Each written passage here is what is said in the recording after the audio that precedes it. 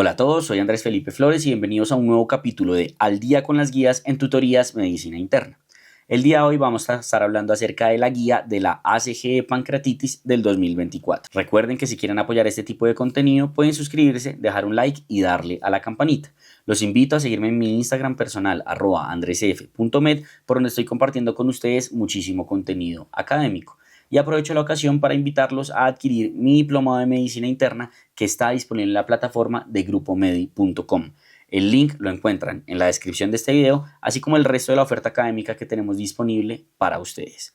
No siendo más, vamos adelante con el video. Hablemos entonces de esta guía de pancreatitis de la ACG del 2024.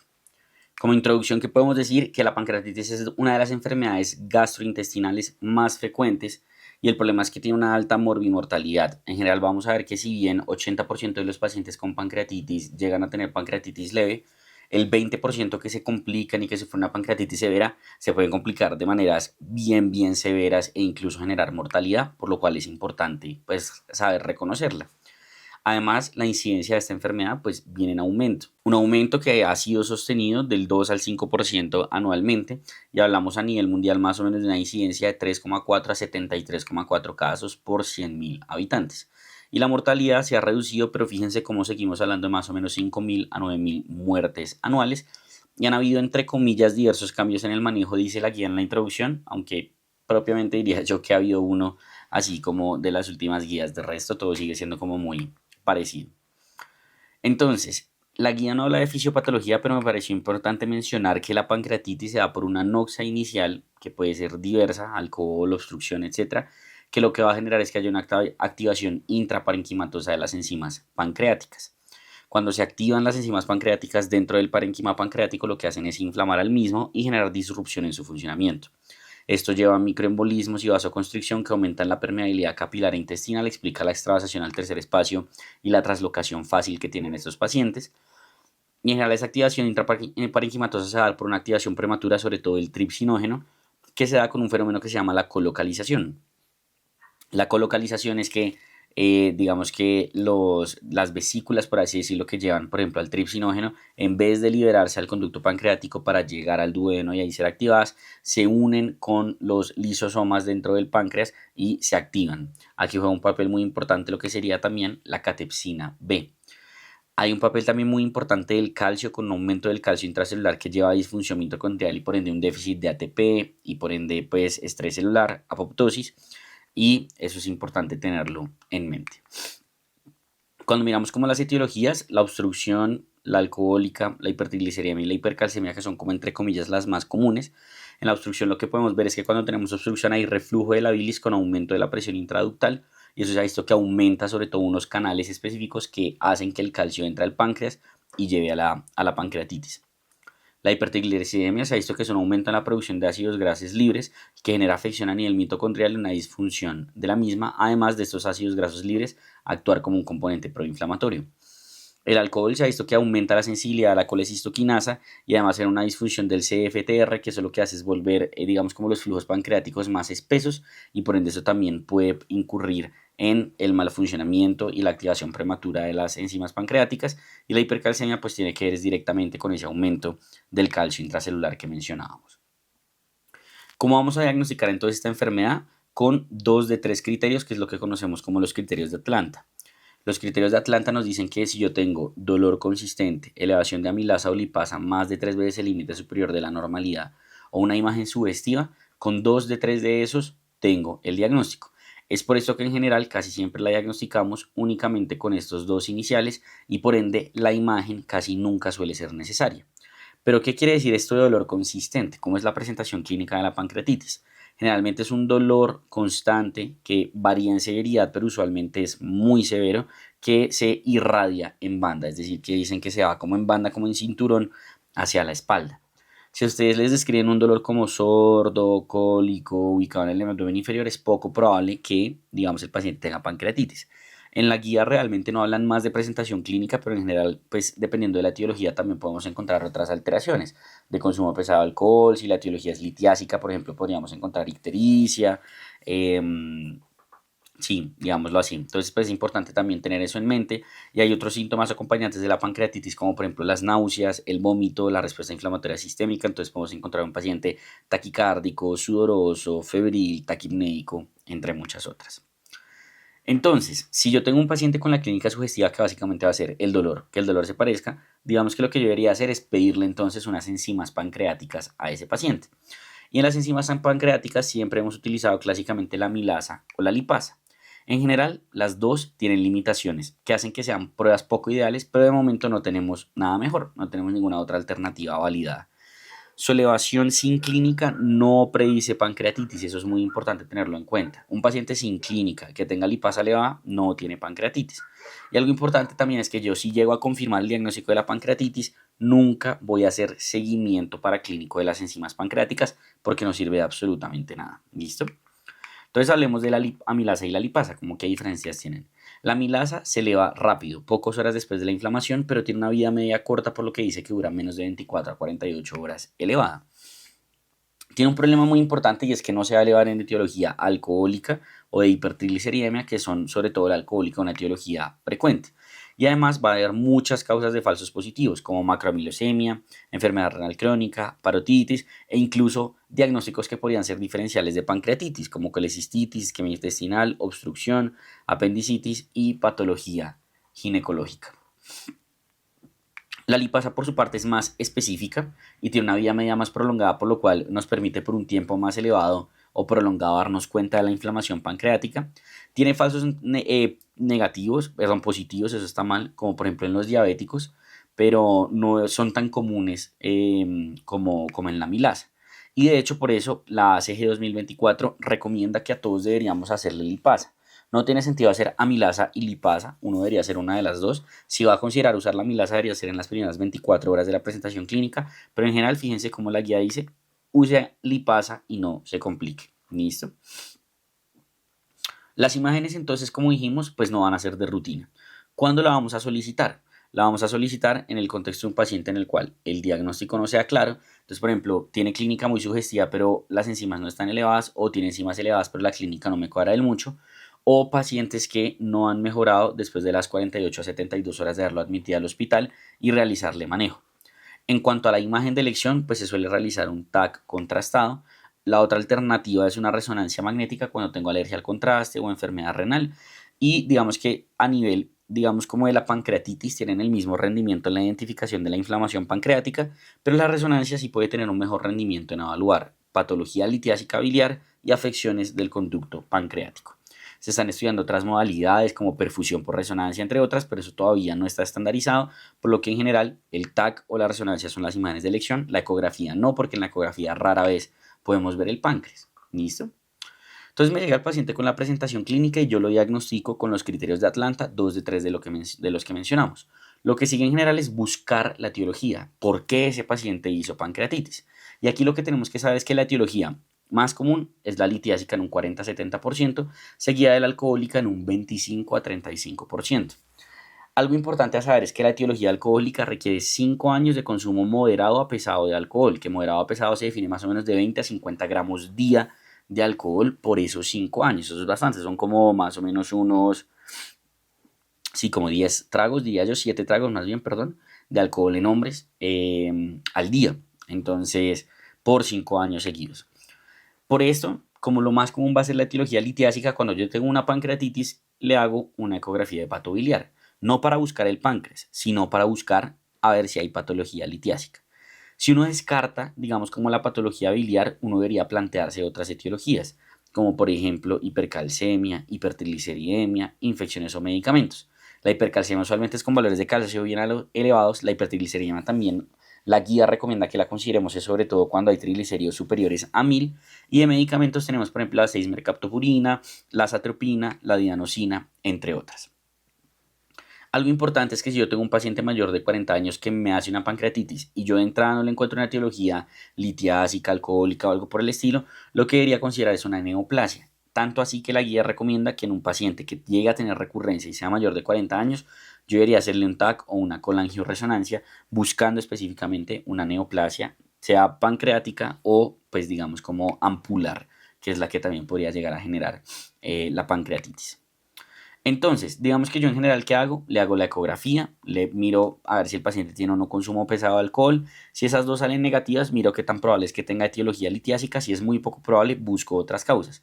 Pero si no, digamos que como en general lo más común va a ser la patología litiásica, yo debería de considerar hacer un estudio adicional, donde entra la colangioresonancia y la ecoendoscopia como posibles etiologías.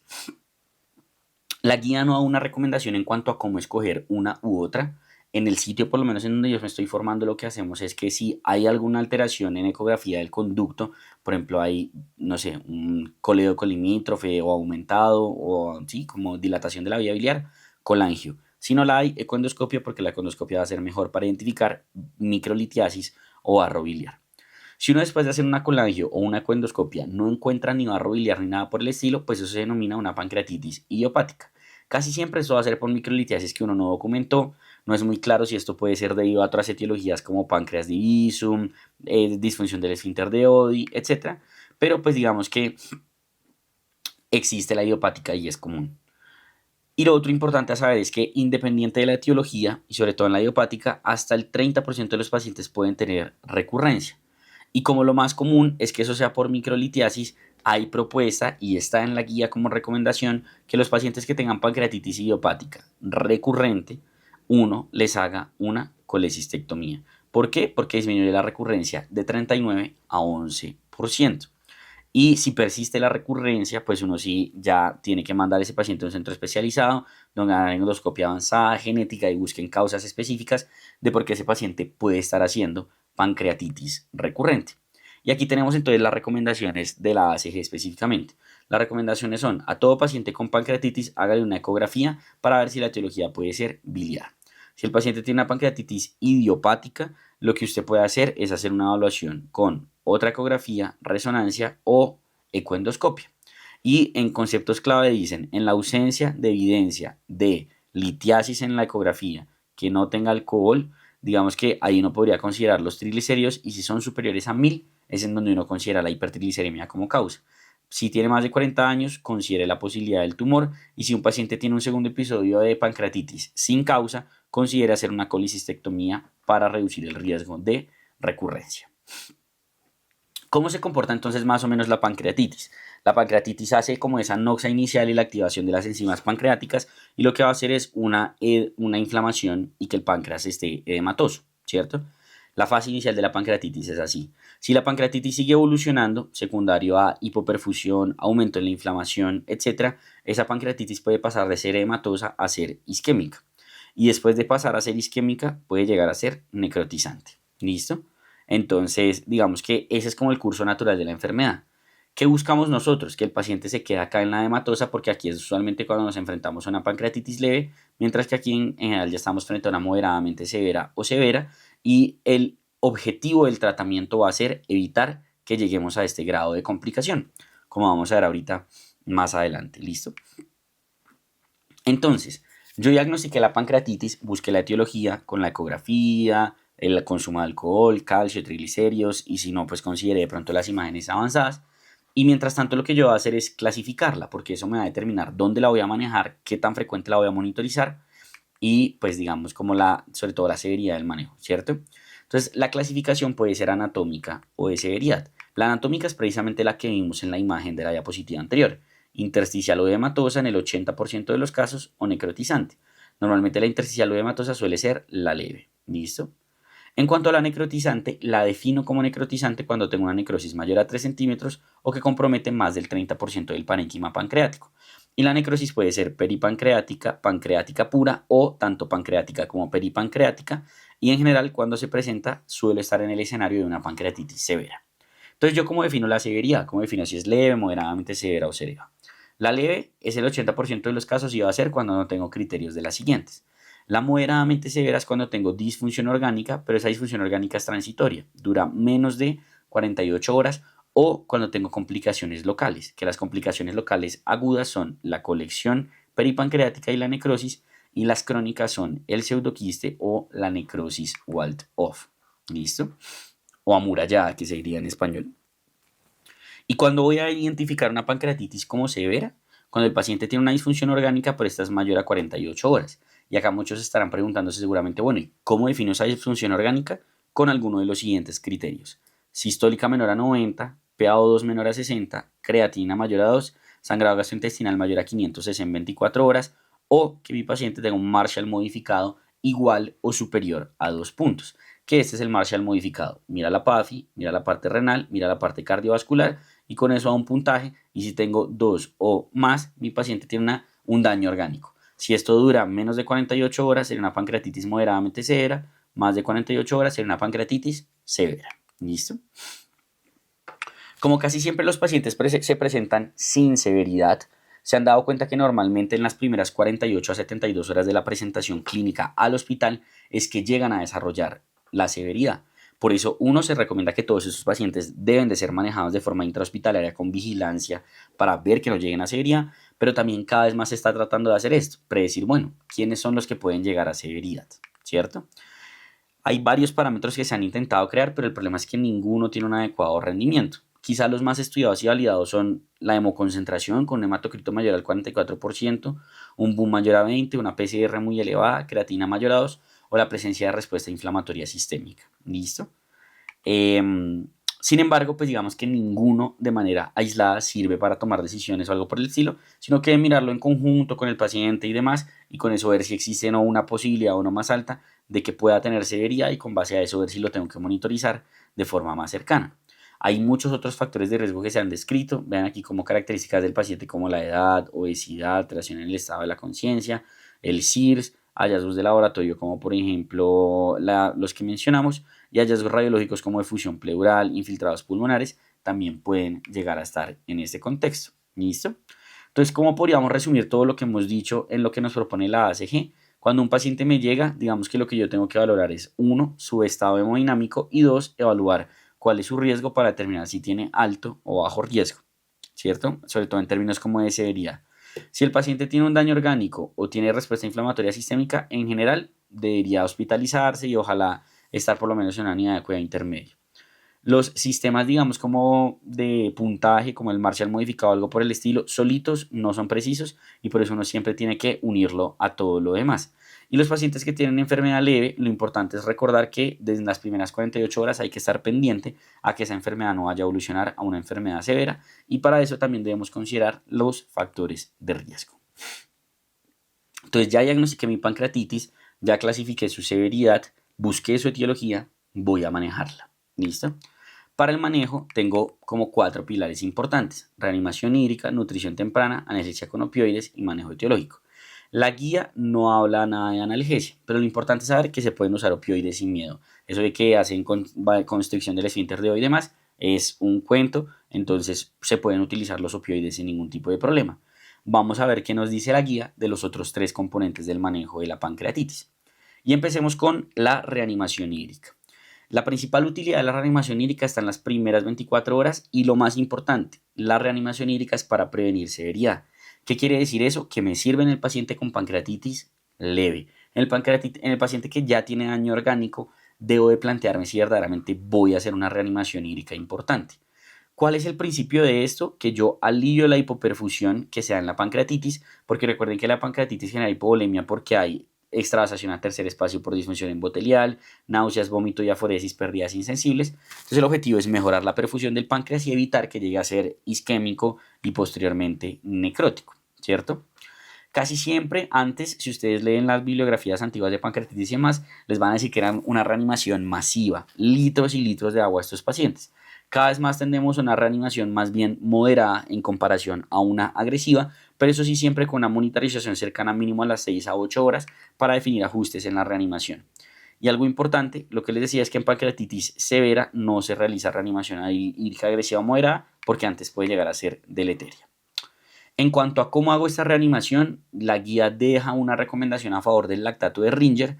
Digamos que no hay estudios específicos en pancreatitis, por lo menos aleatorizados, pero se habla de un posible beneficio al aportar calcio que se puede unir a los ácidos grasos libres, que como vimos hacen parte de la fisiopatología de la inflamación. Además, recuerden que lactato de Ringer versus solación salina tiene menor riesgo de lesión renal aguda, acidosis metabólica, ingreso a UCI, y la acidosis metabólica va a ser importante porque esto puede promover la activación del tripsinógeno. Entonces, por todos estos beneficios teóricos se cree que el lactato puede ser la mejor respuesta y por eso deberíamos utilizarlo. Cuando no, dicen que en general deberíamos utilizarlo cuando la etiología precisamente es hipercalcemia. ¿Listo? Importante es que debemos individualizar. Vamos a ver ahorita que hay como un algoritmo de manejo, pero si el paciente tiene falla cardíaca, falla renal, está hinchado, pues no me puedo poner a administrarle muchos líquidos como tal a ese paciente.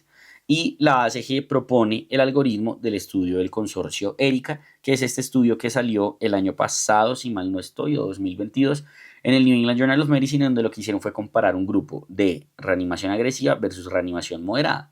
La reanimación agresiva era la que usábamos siempre antes. La moderada es la que deberíamos usar ahora, en donde lo que uno dice es, venga, este paciente tiene evidencia de hipovolemia, la decisión era clínica, como uno lo ve seco o algo por el estilo, pásele un bolo de 10 cc por kilo y luego déjele una infusión de 1.5 cc kilo hora y vaya haciéndole una terapia guiada, pues dirigida por metas. Si el paciente está, digamos, como en hipovolemia, considere otro bolo, considere la infusión, etcétera. Si está en normovolemia, déjelo igual y si usted cree que se está encharcando, pues pare la infusión.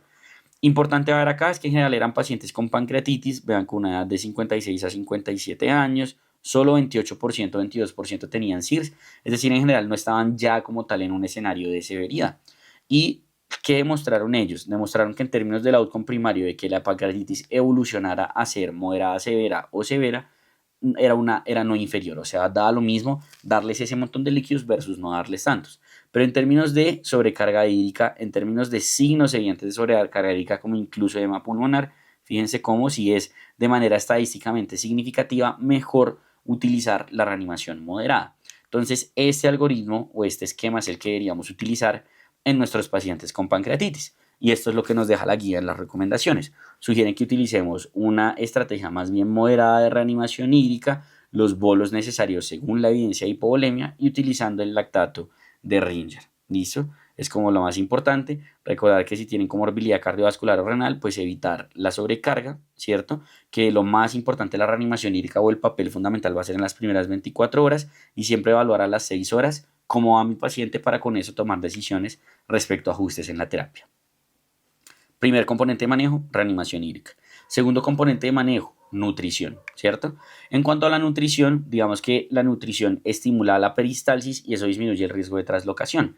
La pancreatitis ahí en la zona, digamos como el colon transverso hace un hilio transitorio, igual que en todo el intestino delgado que está próximo, y eso favorece la traslocación bacteriana. Se han dado cuenta que al poner nutrición reducen esto y esto podría favorecer resultados en pancreatitis, contrario a lo que antes se creía de que estos pacientes uno no los podía alimentar porque eso estimulaba el páncreas, deterioraba el pronóstico. Ya sabemos que eso es falso. Lo que deteriora el pronóstico es no alimentarlos, ¿cierto?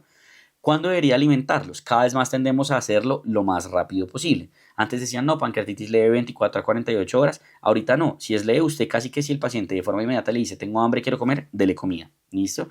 Y eso de que no, primero líquido, luego sólido, tampoco. Empiece sólido, pero lo importante es que esté bajo en grasas. Si por el contrario la pancreatitis es moderadamente severa o severa, pues digamos que uno debe intentar de igual manera introducir la nutrición de forma temprana, 24 a 48 horas.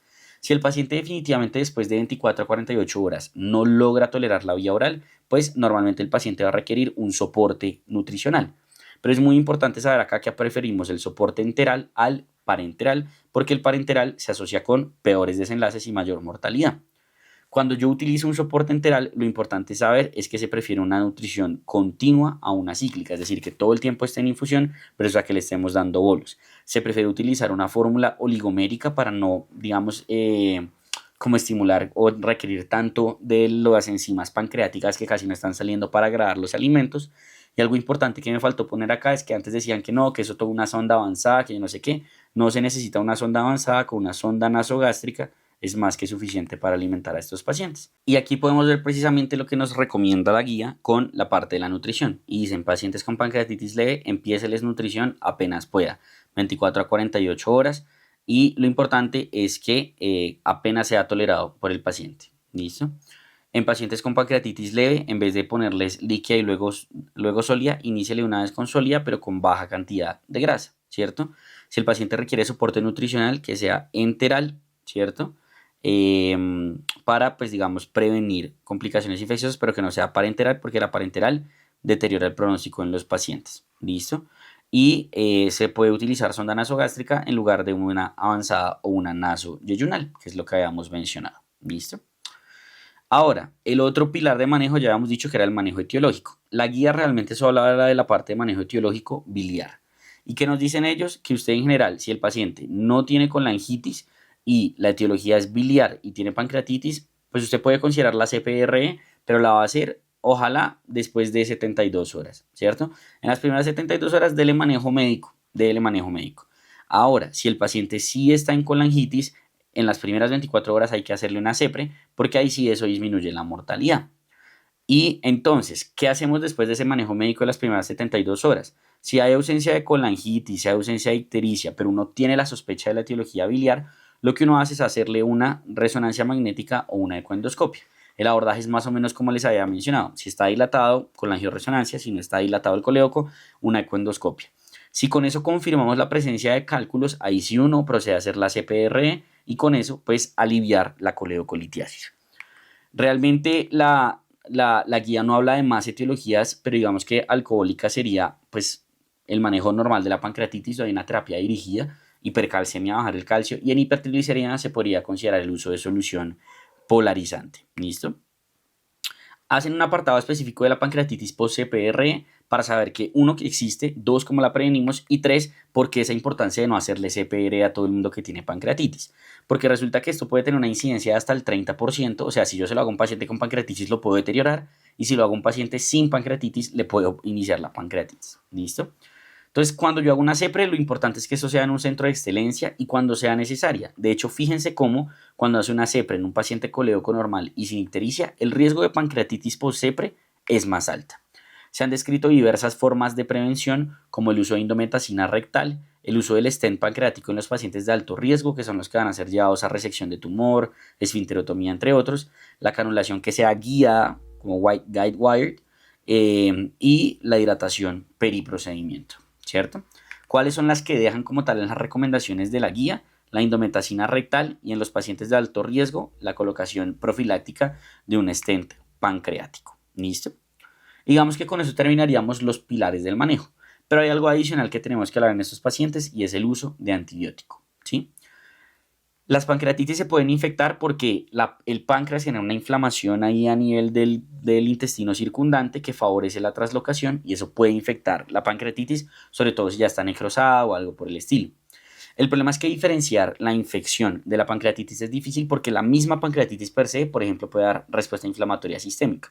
Entonces hay que pensar muy bien y apoyarse, no sé, de ayudas imagenológicas o cosas por el estilo. ¿Listo?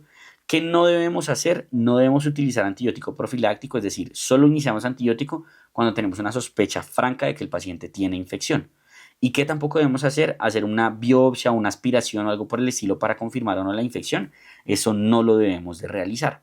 ¿Listo? Si iniciamos el antibiótico, digamos que el antibiótico, ¿cuál es el objetivo? El objetivo del antibiótico es evitar o enfriar la infección pancreática.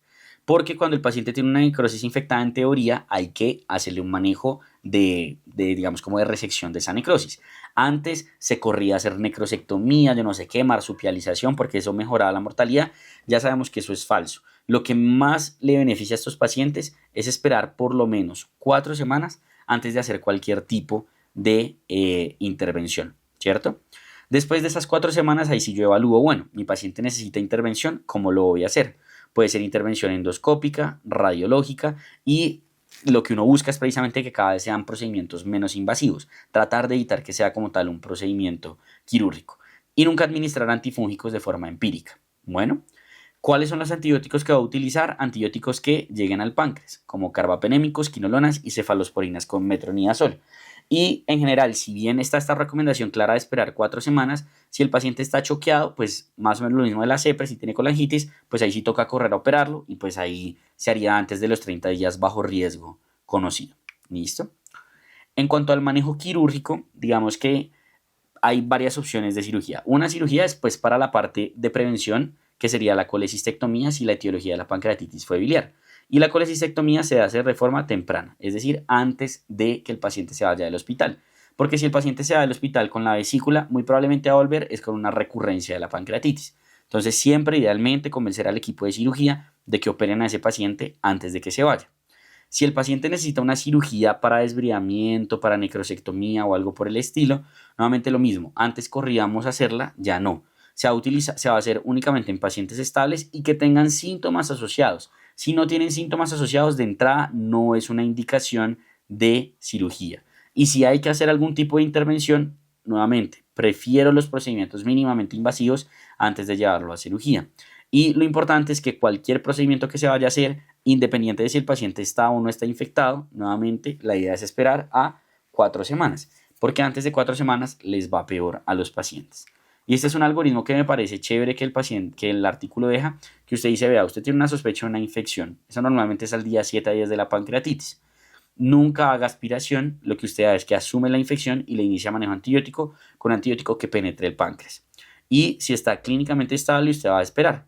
A las 4 a 6 semanas usted va a evaluar y si el paciente va incluso muy bien, usted puede no hacerle nada. Si el paciente todavía tiene la infección, la colección, etcétera, pues hágale la intervención que idealmente sea mínimamente invasiva. Mientras que si su paciente está clínicamente inestable, nada que hacer, pues ahí sí le toca hacerle el manejo quirúrgico. ¿Listo?